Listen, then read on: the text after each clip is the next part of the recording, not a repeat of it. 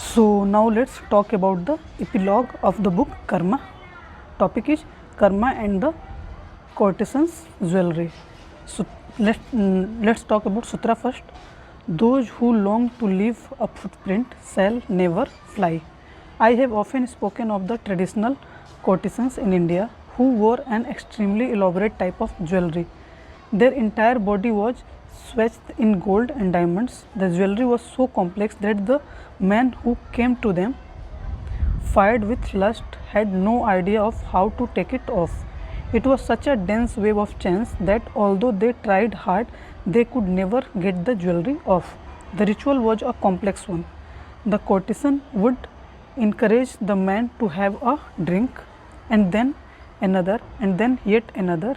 He would keep drinking and trying to undo her jewelry, but he grew more and more inept until he finally fell asleep. This is exactly what she wanted.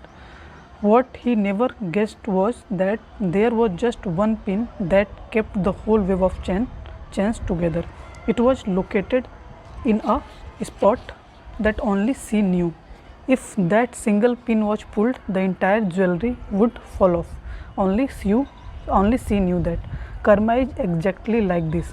It is a complex web of chains, some beautiful and studded with exquisite diamonds, some of it just ugly rusted iron shackles. It makes no sense to try to pick the good karma from the bad. This is why spiritual seekers are not interested in acquiring good karma. They just want to drop the entire mess. This means burning up their karma through intense actions as well as distancing themselves from it through meditation. But there is a third way too, and this entails knowing the location of the elusive pin. Like the courtesans, its seekers knew where the pin was. If seekers knew where the pin was, they could find their way out of the labyrinth in just a moment, but most spend a lifetime getting more and more entangled in the karmic chains. Where does this single pin lie? In eliminating a single question from your life, what about me? If you are able to completely eliminate this question, you have annihilated the enormous sense of self-significance that most human beings live with. Now you can dismantle the elaborate karmic chains in one swift single stroke. You emerge from the debris of your karma a liberated being. It is because most people cannot eradicate this question that a guru was considered necessary. A guru's role has always been this: a step in to pull the pin for you when the time is right. So Sadhguru, when are you going to pull my pin? I can already envisage that question coming at me from several quarters. So let me add a caveat right away. If you ask this question, it means you are not ready yet to have your pin pulled. If you are in a state where you think your karma is a burden that must be eliminated, you are not yet ready for liberation. Only when you learn to transform every memory, conscious, unconscious, pleasant, unpleasant, beautiful, horrendous, into joy and well-being, are you ready. If you ask for the pin to be pulled when you are not ready, it is not liberation, it is escapism. There is a difference between walking out of the body and committing suicide. Suicide means you want to escape a difficult situation. Walking out of something means your term is over and you are stepping out joyfully. If you escape from prison, you will be on the run for the rest of your life. But if you are freed from prison because your term is up, you are a free man. That is the difference, and it is a big one. In ancient times, people set sail for distant lands that they imagined were at the other end of the earth. It is only later that they realized the earth was round and that they were only going rounds in circles. Traveling the globe can be wonderfully exciting, but at a certain point one tries of going round in circles. The sensory changes, the weather alters, the scenery changes, the weather alters, but there is something deep within a human being that dislikes going in circles. This innate dislike is bound to surface at us at some time. The aim of this book is to remind you that there is a way out of circles of repetitiveness. There are many ways to walk the path of Karma Yoga, to become a spiritual practitioner capable of walking out of circles into an eternal and imperishable nowness. Some circles can be instantly erased, some need some more work, others need some extra outside help, but it is important to do all that you can. The Guru, whether in a physical form or not, finally steps in to do whatever remains to be done. The reason why human beings keep generating karma is that they want to leave a footprint. They are seeking some continuation of their individual identity, whether it is in terms of personal achievements, relationships, bearing children, or engaging in social causes. They want desperately to leave a dent on existence, attain immortality, live for prosperity, live on for prosperity. But those who long leave to footprint shall never fly. The longing to fly is deeply human. The thirst for freedom is not something that the sages invented, it is something far more primal, the longing of life for itself. But in order to fly, you need to be willing to drop all investments. You need to reach the point where you are no longer interested in saving yourself. You no longer want to take incremental steps toward your liberation. You realize that if you take incremental step to infinity,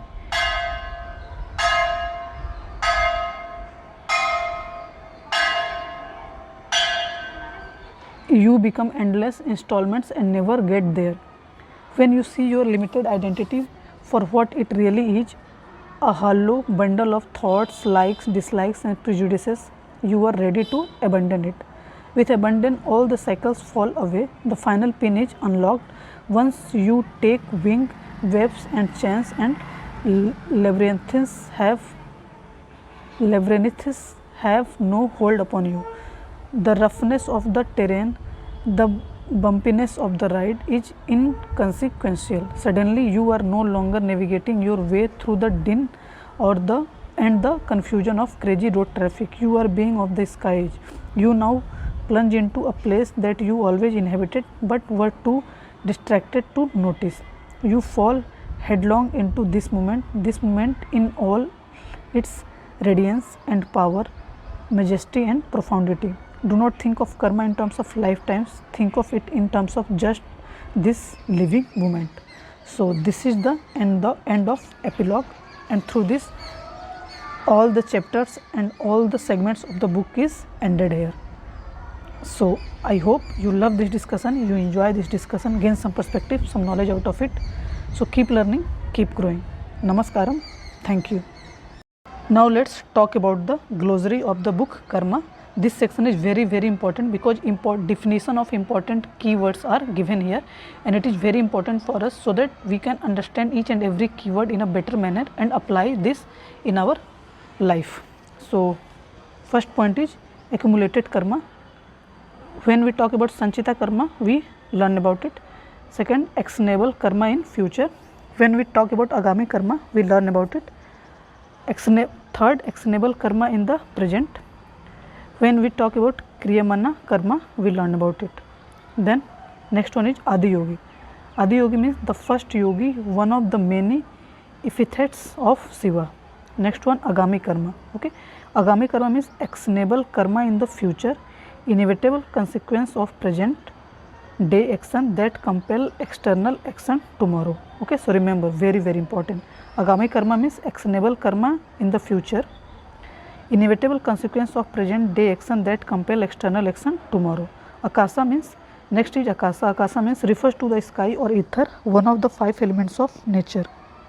Next, Akasi Mudra, a simple practice to access the element of Akasa within you and enhance your perception.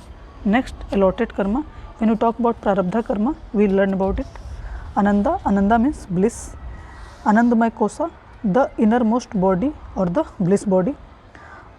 Annamaya Kosa means food formed sheath or the gross body, one of the 5 sheaths of the human body in yogi physiology. Next, articulate memory. Articulate memory means impact of all the conscious information that every human being carries within. Next, asana, literally physical posture, generally referring to yoga posture or posture that led one's energies to liberation, one of the 8 limbs of yoga. Next, Ashtanga Yoga. Ashtanga Yoga, the 8 limbs or disciplines of yoga: Yama, Niyama, Asana, Pranayama, pratyahara, dharana, dhyana and samadhi as described by sage Patanjali. Okay, so Ashtanga Yoga, 8 limbs of yoga. Atma, Sanskrit word for soul.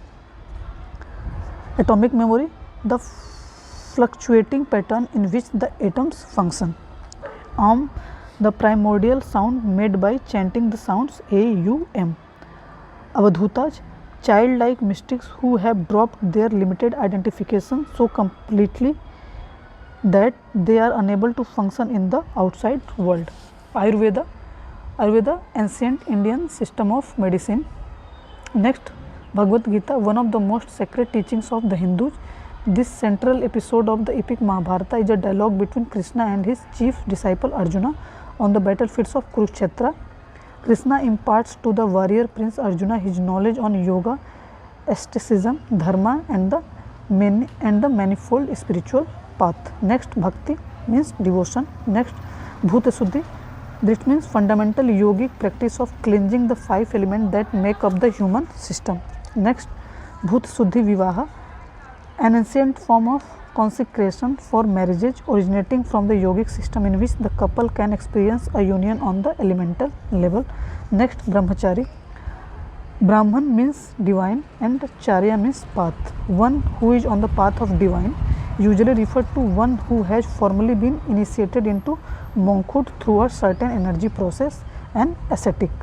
Next, Buddha, one who is above his buddhi, intellect, generally used to refer to Gautama the Buddha.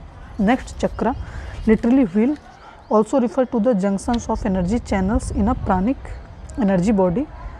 Though 7 major chakras are associated with the human body, there is a total of 114 chakras in the human system. Next, Chitta, dimension of intelligence unsullied by memory. Next, Chitta Vritti Nirodha, cessation of the modification of the mind which establishes one in a state of yoga, referred to one of the sutras by the great sage Patanjali, the father of modern yoga, in his Yoga Sutra. Coimbatore. Next, Coimbatore, closest major city to yoga, Isa Yoga Center in Tamil Nadu, a state in southern India. Next, Dharana, maintaining mental focus, 6th of the 8 limbs of yoga. Dhi refers to the intellect. Dhyana, meditative state, 7th of the 8th limbs of yoga. Dhyana Linga, a powerful energy form at Isa Yoga Center in India, consecrated by Sadhguru exclusively for the purpose of meditation. The Dhyana Linga granite ellipsoidal outer form is only a scaffolding for the energy form. Even if it is removed, the energy dimension remains. The physical form serves in Sadhguru's words as a visual connection because it is difficult for seeker to relate to an empty space. Dukkha, suffering. Next, elemental memory, the memory carried by the 5 elements earth, water, fire, air and ether, which are the building blocks of creation. Next, evolutionary memory, the software imprinted on one's DNA that determine one's species, that means what makes us human being. Next, Ganga, revered river in northern India. Next, Gautama the Buddha, founder of Buddhism. Next, genetic memory, shared physical and psychological characteristic passed on within families. Next, Gita, literally song, referred to the Bhagavad Gita. Guru, literally dispeller of darkness, a spiritual master, a realized being who guides spiritual seekers toward liberation. Next, Guru Nanak, founder of Sikhism. Gurukula, ancient Indian system of education in which the child lives and grow up in the vicinity of their guru. Next, Hatha Yoga, physical form of yoga involving different bodily posture, asanas and practices used as both a purificatory and a preparatory step for meditation and higher dimension of spiritual experience. Next, Hindu, a cultural and geographical identity of the people who have inhabited the region between the Himalaya and the Indian Ocean. Next, Ida, one of the 3 major pranic energy channels in the human body located on the left side of the body. It is feminine, intuitive in nature. Next, inarticulate memory, enormous reservoir of generic and specific information accumulated over eons of which we are not aware. Next, Isa, formless divine energy, also the name chosen by Sadhguru for the foundation created to offer a spiritual possibility to the world. Next, Isa programs refer to various spiritual programs offered by Isa wherein yoga is experienced as a living science. Next, Isa Yoga Center, a sacred space for self-transformation established by Sadhguru at the foothills of the Velangiri mountain in southern India. Next, Jain, one who practices Jainism. Next, Janam, Janam, Hindi for lifetime after lifetime. Next, Karma, refer to the violation with which one performs action. Karma is the mechanism by which relative existence maintains itself. Refer to past action, the cause of all bondage, that which binds one of the body and creates tendencies that rule one's life, law of cause and effect. Next, Karma Samyama, advanced spiritual program at Isa Yoga Center, in which layers of karma are brought to the surface to dissolve them. Next, Karma Yoga, action performed joyfully and effortlessly, which liberates rather than imprisons. Next, Karma Yogi, one who follows the path of Karma Yoga. Next, Karma Nasha, destruction of karma. Next, Karmas, special rituals or practices performed for the dead by their families. Next, Karma Vriddhi, breeding or accumulation of karma. Karmic memory, the vast amount of impressions that shape us into distinct individual, including our likes and dislikes, our personality. Next, Kosa, literally Seth, vessel or layer. Next, Krishna, divine incarnation. Historically, over 3500 years ago, Krishna is one of the most popular deities of the Hindu pantheon, a Yadava prince and the central character of the epic Mahabharata. His discourse to his chief disciple Arjuna in the form of Bhagavad Gita is considered the most sacred of Hindu scriptures. Next, Kriya, literally act, right, R-A-T, right, refers to a certain class of yogic posture, inward energy, action. Next, Kriya Yoga, the path of using one's energies to reach one's ultimate nature. Next, Kriyamana Karma, actionable karma in the present, karma that compels outward action. Next, Kshetra Sannyas, Sanskrit term referring to a vow to never leave a certain consecrated geographical space. Next, Kula Vedana, the suffering of a family, a clan or a community due to a collective memory. Next, Kundalini, literally serpent power, cosmic energy depicted as a snake coiled at the base of the spine, Muladhara Chakra, and that eventually through the practice of yoga rises up the Susumna Nadi. As it rises, the Kundalini awakens each successive chakra until it reaches the Sahasrara.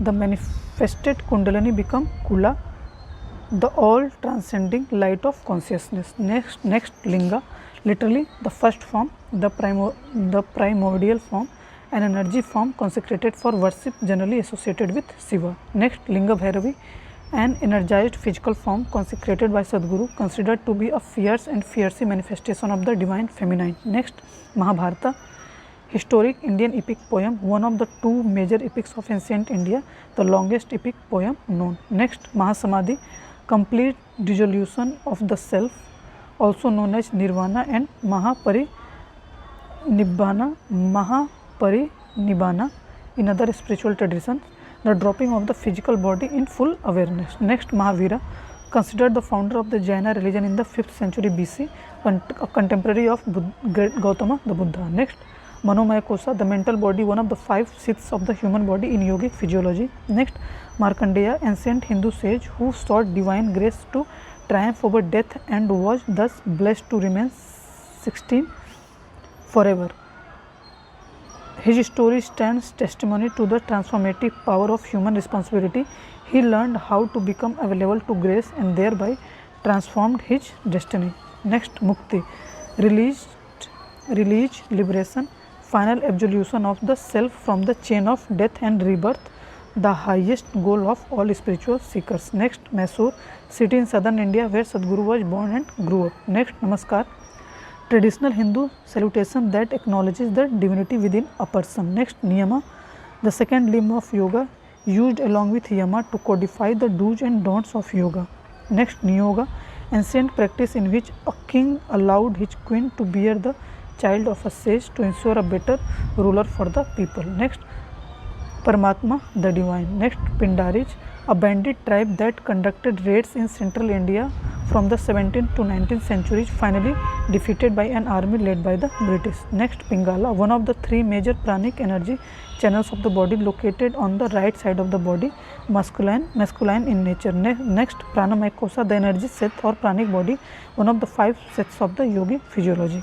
Next, Pranayama, a powerful yogic practice that uses certain breathing techniques to generate and direct the flow of prana energy in the human body, the 4th of the 8 limbs of yoga. Next, pranic body, energy body. When we see about Pranamaya Kosa, we learn about it. Prarabdha karma, allotted karma, the karma allotted for one's personal life. Pratyahara, turning inwards, the 5th limb of yoga. Ramakrishna Paramahansa, the mid-19th century spiritual master who lived mostly in Kolkata, a devotee of goddess Kali, he frequently went into ecstatic state of samadhi. One of his best known disciples is Swami Vivekananda, who established and propagated the Ramakrishna order, which today has a worldwide following. Next, Ramanna Maharshi, early 20th century spiritual master who lived in the hills of Tiruvannamalai near Chennai in the southern India.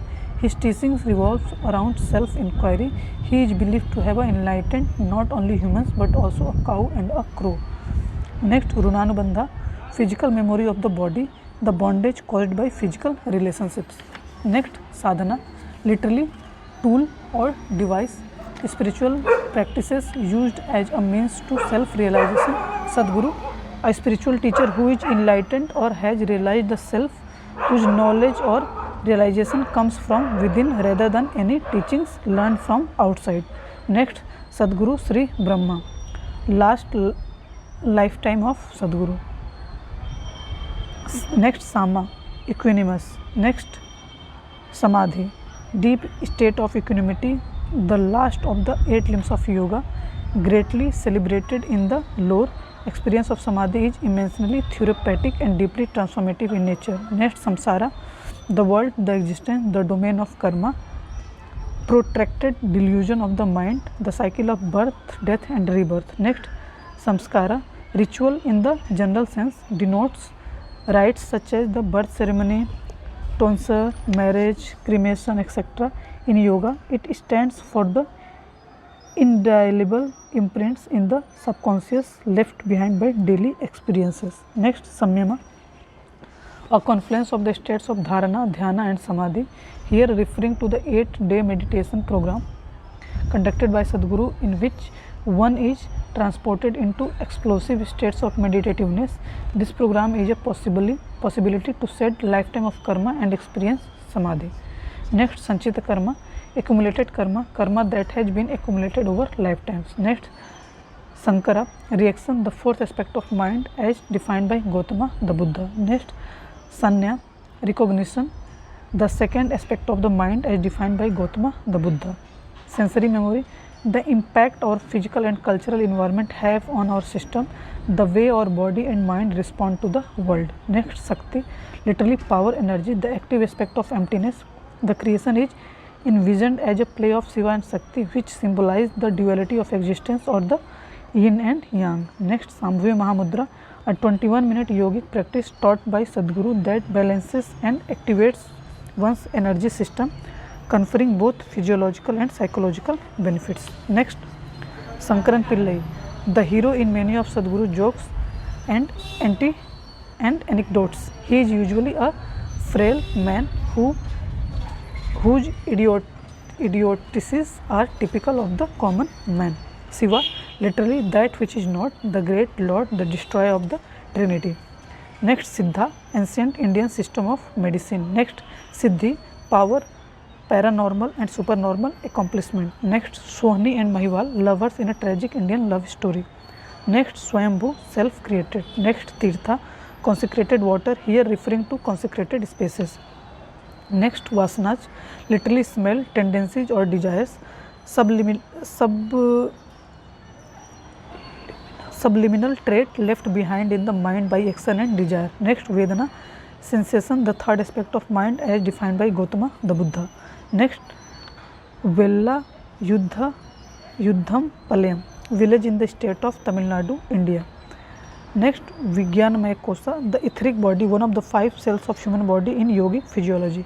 Next, Vinaya, cognition, the first aspect of mind as described by the Gautama the Buddha. Next, Yagna, sacrifice, one of the main pillar of the Vedic ritual system. Next, Yagna Bhumi, land of sacrifice where yagna are performed. Next, Yama, the first limb of yoga, used along with niyama to codify the do's and don'ts of yoga. Next, yoga, literally union, yogi, one who is in a state of yoga. Next, Zen, a Buddhist spiritual tradition. The Japanese word Zen is derived from the Chinese word Chan, which in turn is a transliteration of Sanskrit word Dhyan, meaning meditation. So, this is all about the book Karma. The whole book ends here.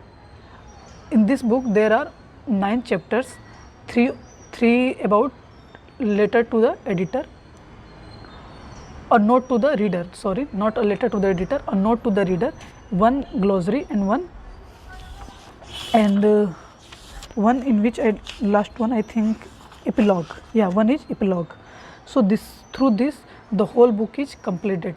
So I hope you learn this discussion, you enjoy this discussion, gain some perspective, some knowledge out of it. So keep learning, keep knowing, be conscious, be meditative and live your life to its fullest. So namaskaram, thank you.